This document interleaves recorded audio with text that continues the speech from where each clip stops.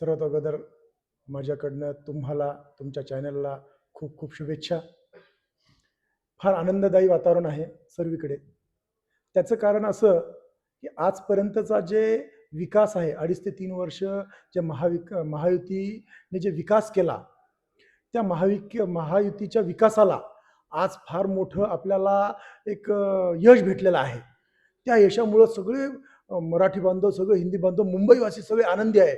मुंबईचा नव्हे तर पूर्ण महाराष्ट्राचा महायुतीचा एक अनोखा असा विजय आहे. एकीकडे ठाकरे बंधूंनी भावनिक साथ घातली होती. काय वाटतं मुंबईकरांनी भावनेला मतदान केले की विकासाला मतदान केले? निश्चितपणे तुम्ही फार छान प्रश्न विचारलाय. याचं अचूक उत्तर असं आहे, की मी तुम्हाला सांगू इच्छितो, हे विकासाचं मत आहे. हे विकासाचं मत आहे. याचं मॉडेल आपण याच्या अगोदरही पाहिलेलं आहे. लोकसभा असो, विधानसभा असो, याच्यात फार चांगल्या प्रकारे लोकांनी आम्हाला कौल दिलेला आहे. आणि आमचे जे मुख्य नेते आहेत एकनाथजी शिंदे साहेब, यांचं जे काम आहे, या कामाचं हे जे आज आपल्याला दिसतंय, आजचं जे यश आहे, हे कामाचं यश आहे. हे जनतेने आम्हाला आशीर्वाद दिलेला आहे. आमच्या पक्षाला, साहेबांच्या मेहनतीला आज निश्चितपणे फळ भेटलेलं आहे. एकनाथ शिंदेजींना विजनरी लीडर म्हणून बघितलं जातं. सत्ता आता हातात आली आहे मुंबईची, पुढचं विजन काय असेल? एकच विजन आहे, विकास.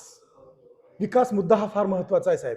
आणि आमच्या साहेबांचा अख्खा महाराष्ट्रात जो विकास चाललाय, ते इतक्या गतीनं चाललाय. तुम्ही बघलात, आता मुंबईमध्ये कोस्टल रोड असो, फ्लायवेअर असो, असे अनेक काही विकासाचे मुद्दे आहेत, ते फार गतीनं चालत आहेत.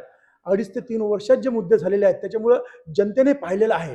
त्याच्यामुळं समोरचा एजेंडा आहे विकासाचा राहील, रोजगाराचा राहील. आणि महाराष्ट्र नव्हे, मुंबई नव्हे, तर अख्खा महाराष्ट्र आणि मुंबईला कशा प्रकारे आपण गतिमान, अजून किती फास्ट गतिमान करू, याच्याकडे हे कल राहील.